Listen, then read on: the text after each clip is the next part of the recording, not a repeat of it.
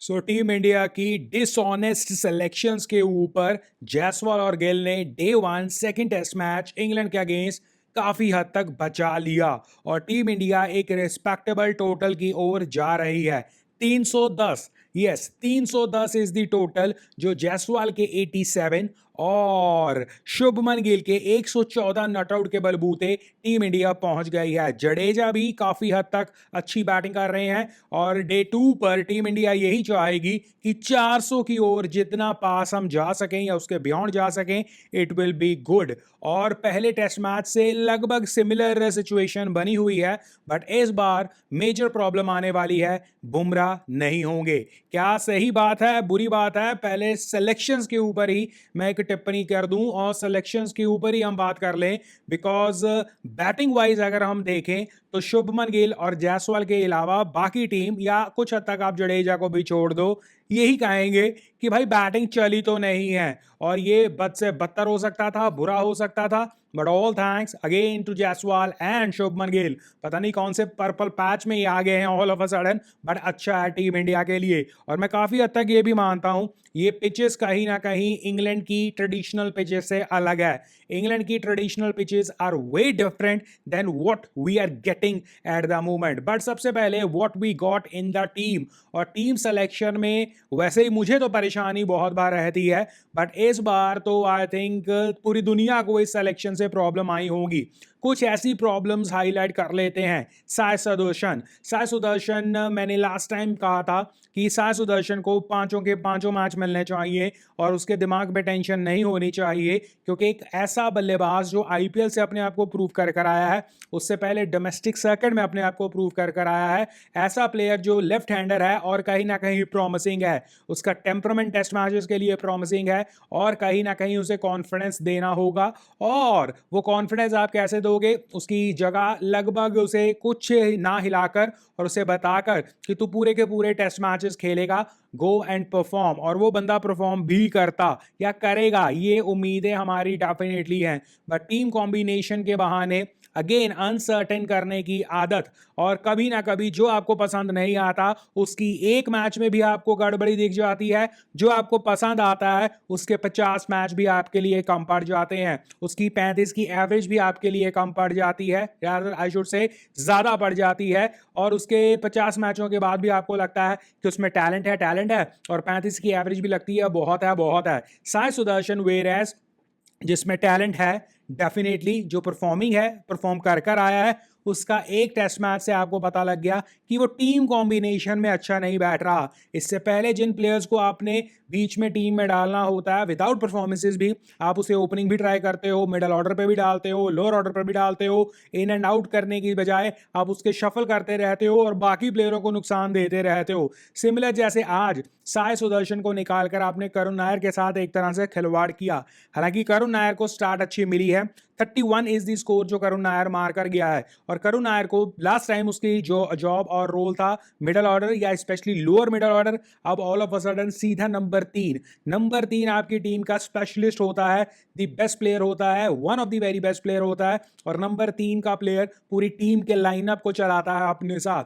Legendary players यहां पर खेलते हैं और आपने नंबर 3 का मजाक बनाना शुरू कर दिया है। एक टाइम पर आपने नंबर 4 को या नंबर 4 पर इस तरह के जो है नमूनागिरी करनी शुरू की थी, बट विराट कोहली की वजह से आप उसे छेड़ नहीं पाए, और कहीं ना कहीं अब आपने नंबर 3 के साथ वो हरकतें करना शुरू कर दिया है। एग्जाम्पल के तौर पर आपको याद होगा वनडेज में, if I am not wrong, 4 number हमारी बहुत बड़ी प्रॉब्लम रहती थी, और जब तक अय्यर आकर वहां पर रन नहीं बनाए तब तक 4 नंबर वाज लाइक कि भाई प्रॉब्लम, क्योंकि वहां पर विराट कोहली नंबर 3 पर जाया करते थे।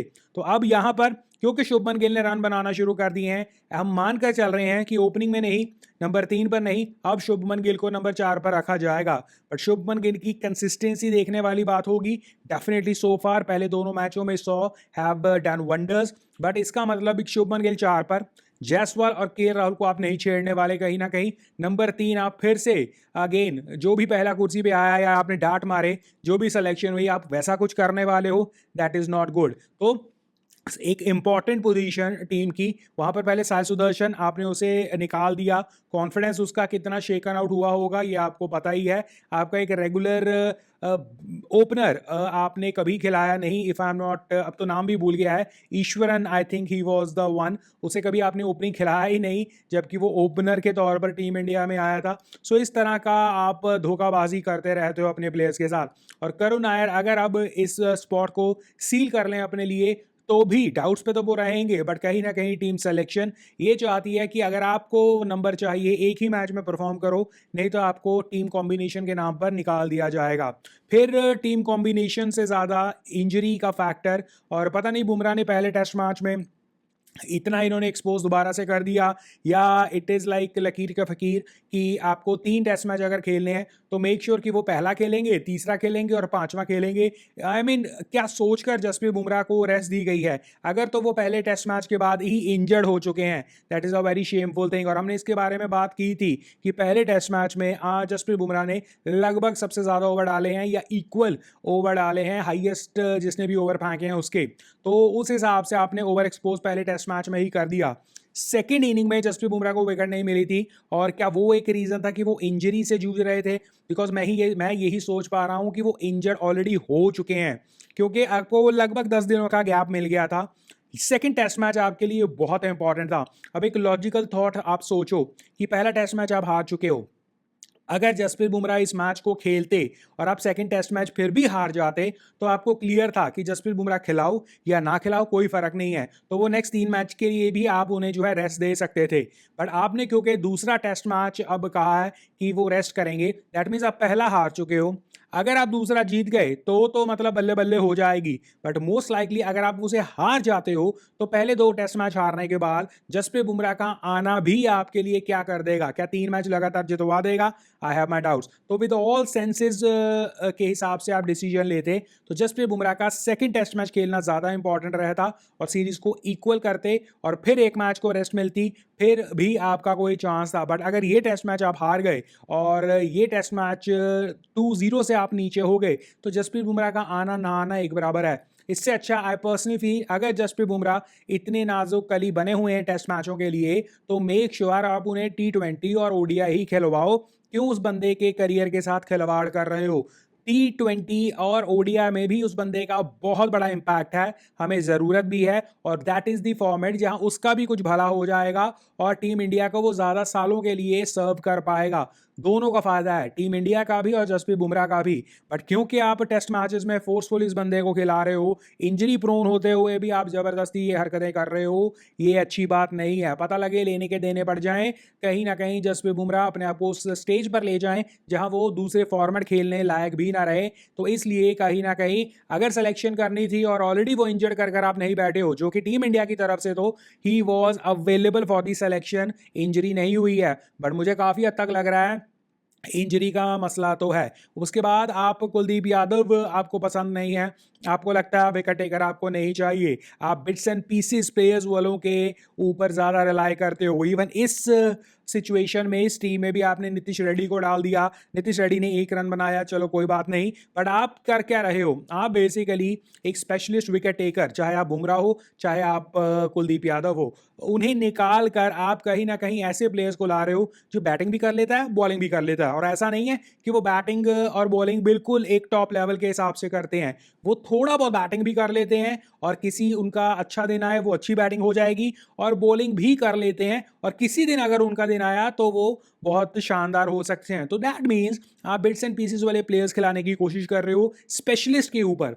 एक तरफ तो कहा जाता है कि टेस्ट मैचेस है स्पेशलिस्ट गेम, और आपको बैटिंग बॉलिंग और ये स्पेशलिस्ट चाहिए, आपको 20 विकेटें निकालनी है, रन ऑन द बोर्ड करने हैं, स्पेशलिस्ट प्लेयर्स का जॉब है। बट आप हर वो चीज़ कोशिश करते हो, चाहे आप ओपनर्स आप स्पेशलिस्ट नहीं खिलाने की कोशिश करते हो, आप एक अक्यूमुलेशन वाला हिसाब किताब कि अकोमोडेट किया जाता है किसी देर किसी तरह, तो आपको आप ओपनर बना देते हो। के राहुल के एग्जाम्पल के तौर पर ज़बरदस्ती आपने बना ही दिया, अल्टीमेटली टीम में रखने के बहाने आपने जडेजा, शार्दुल, नीतीश रेड्डी या ये सारे इस तरह के प्लेयर्स आपको ज़्यादा प्रेफर रहते हैं, बल्कि आपके कुलदीप यादव से लेकर चहल आपको कभी कभी पसंद नहीं आए हैं। इस तरह के प्लेयर्स आप खिलाते नहीं हो जो विकेट टेकर हैं। जसप्रीत बुमराह जो आपका विकेट टेकर है वो अब चलो एनीवेज, तो basically what I want to say कि आप बिट्स एंड पीसेस वाले प्लेयर्स की वो बैटिंग कर लेता है तो आप अपनी बैटिंग को लंबा खींची जा रहे हो, विच इज़ आई फील कि आप टेस्ट मैचेस खेल रहे हो, आपको स्पेशलिस्ट प्लेयर्स की ज़रूरत है और वहाँ पर आप कॉम्प्रोमाइज़ कर रहे हो। और इसीलिए मैं कहता हूँ कहीं ना कहीं जो टीम इंडिया की सिलेक्शंस होती है उनमें कहीं ना कहीं ईमानदारी की कमी दिखती है, डिसऑनेस्ट टीम सिलेक्शंस दिखती हैं। वहाँ पर आप अपने पर्सनल प्लेयर्स को ज़्यादा प्रेफर करते हो या मे बी आप बचने के लिए ज़्यादा खेलते हो। एग्जाम्पल के तौर पर नीतीश रेड्डी, चलो अब तो 1 रन पर आउट हो गया, बट इस मैच से पहले भी आप मुझसे पूछते नीतीश रेड्डी और शार्दुल ठाकुर में से आपने नीतीश रेड्डी को इसलिए खिलाया क्योंकि उसकी बैटिंग कंपैरेटिवली ज़्यादा बेटर है। आपने देखा ऑस्ट्रेलिया में उसने 100 मारा। आप ये मानकर चल रहे हो कि बॉलिंग शार्दुल भी कभी कभी अच्छी कंडीशन में ठीक डाल लेता है, ये भी डाल लेगा, बट आपने कॉम्प्रोमाइज किसके साथ किया? आपने एक जेन्युइन स्पिनर के साथ कॉम्प्रोमाइज कर दिया। आपने कहीं ना कहीं टीम इंडिया में टीम सिलेक्शन में कॉम्प्रोमाइजेस किए हैं। ये तो भला हो जायसवाल का जिसने आपको एक अच्छी शुरुआत दे दी, और गिल और to my surprise is in a prime form जब से उसने कप्तानी ली है, तो इस वजह से इन दोनों के लगभग शतक, एक का शतक दूसरे का 87 ने कहीं ना कहीं आपको 300 पार कर दिया है। बट ये इंग्लैंड की पिचेस वैसी नहीं है जहां पर आपके बॉलर्स डोमिनेट करते हैं और 250-300 वाले टोटल भी अच्छे रहते हैं। हमने लास्ट टेस्ट मैच में ही देखा कि आपका 400 भी यहां पर सेफ नहीं है, सो दैट मीन्स आपको विकेट टेकर्स चाहिए थे, वो आप नहीं खिला रहे हो। So hope for the best. Day 2 पर ऐसा ना हो कि जो मेरा डर है, एटलीस्ट मेरा डर है कि आप कोलैप्स दोबारा से कर जाओ या मे बी आप 400 भी बना दोगे बट आप विकेट ना ले पाओ, दैट कुड बी बड़ी डाइसी हो जाएगा। क्योंकि हमने पहला टेस्ट मैच देखा है और पहले टेस्ट मैच में इंग्लैंड जैसी टीम 400 रन भी चेज करने को तैयार बैठी रहती है, विच इज़ सरप्राइज। एक बड़ा एक इंटरेस्टिंग इस मैच में एक आया था मोड जहाँ मैंने कमेंटेटर से सुना कि ये पिच चौथे पांचवें दिन में जाकर स्पिन होनी शुरू हो जाएगी। मैंने उसी वक्त अपने माथे पर हाथ मारा और मैंने ये सोचा कि अगर कमेंटेटर्स ये कह रहे हैं कि ये पिच इस बार चौथे पांचवें दिन पर स्पिन भी हो जाएगी, स्लो भी हो सकती है और ये वैसी नहीं है जैसे प्रीवियस टेस्ट मैच में है, तो क्या ये हमारी टीम को कुछ पता ही नहीं लगता है? हमने स्पेशली एक स्पिनर ड्रॉप किया है और हमने वापस बिट्स एंड पीसेस वाले प्लेयर्स खिलाने की कोशिश की है। बट खैर जो भी है, अब आज या इस वक्त वॉशिंगटन सुंदर के ऊपर हमारा बहुत भरोसा है। अगेन वॉशिंगटन सुंदर का आपका हिसाब किताब क्या है? आपका हिसाब किताब ये है कि वो बैटिंग भी कर लेता है, वो बॉलिंग भी कर लेता है। तो आप स्पिन पे जा रहे हो तो भी बैटिंग और बॉलिंग वाला कॉम्बिनेशन जो आप T20 की सोच है, आप पेस के लिए जा रहे हो तब भी यही पर हिसाब किताब। ये हिसाब किताब मुझे पर्सनली अच्छा नहीं लगता। बट एक ही रे ऑफ होप है, अर्शदीप वॉज ड्यू कि उसको पहले मैच से यहाँ पर होना चाहिए। किसकी जगह ये टीम इंडिया की हेडेक है? अब अर्शदीप क्या पहले मैच में ही परफॉर्म कर दिखा सकता है या उसे भी टाइम लगेगा? ये देखने वाली बात होगी। और क्या टीम इंडिया अर्शदीप के साथ पेशेंस दिखा सकती है? क्योंकि पता लगे पहले मैच में आकर अर्शदीप ने अगर अच्छा प्रदर्शन नहीं किया तो ये इसे ऐसा ना बना दे कि अगर बुमराह आएगा तो अर्शदीप जाएगा, अर्शदीप आएगा तो बुमराह जाएगा। ये हिसाब किताब ना कर लें, बिकॉज आई फील अर्शदीप और बुमराह इकट्ठे आपको टेस्ट मैचेस में चाहिए, वो एक अच्छा कॉम्बिनेशन बैठेगा। उसके बाद आपको प्रसिद्ध कृष्णा या सिराज दोनों में से कौन सा चाहिए वहां पर। उसके बाद आपको जेन्युइन आपका कुलदीप यादव के रूप में, फिर आपके जडेजा या शार्दुल या नीतीश रेड्डी जो भी आपने रखना है वो।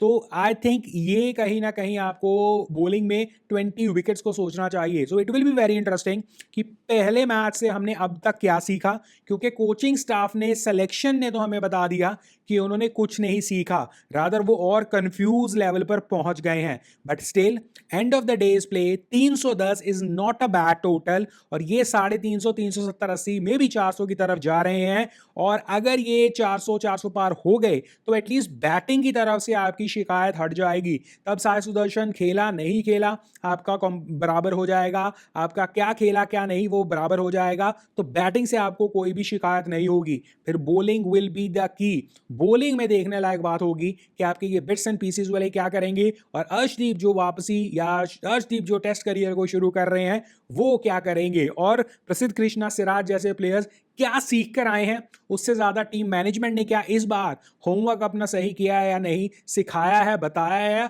या केवल और केवल वैसे ही, क्योंकि बैटर्स को मुझे नहीं लगा कुछ भी सीख मिली है, बैटर्स वैसे ही खेले हैं और जो चल रहे हैं वही चल रहे हैं, और बॉलर्स अब देखने वाली बात होगी। सो पहला टेस्ट मैच का जो भी रिजल्ट आया उससे हमें पता लग गया है कि इंग्लैंड को में भी बड़े टोटल से भी डर नहीं है, आपको विकेट्स कंसंट्रेट करनी होगी और सबसे important catches. So day one 310 is not a bad total, despite मुझे अभी भी लगता है टीम इंडिया की selection was not good, despite मुझे अभी भी लगता है it is a tricky one. यहां से आप 330 340 पे ऑल आउट भी हो सकते हो विच इज नॉट गुड, और यहां से आप 400 400 पार भी कर सकते हो। सो डे टू लेट्स सी कि हमारी टीम इंडिया के बैटर्स क्या करते हैं, उससे भी ज्यादा इंपॉर्टेंट हमारे बॉलर्स किस तरह सीख कर बॉल डालते हैं या नहीं डालते, और सबसे इंपॉर्टेंट चीज फील्डर्स। एनीवेज, आपको क्या लगता है, और हम यहाँ पर एज ए क्रिकेट फैन बातें करते हैं। अगर आप भी हैं cricket fan, come join me, subscribe the channel.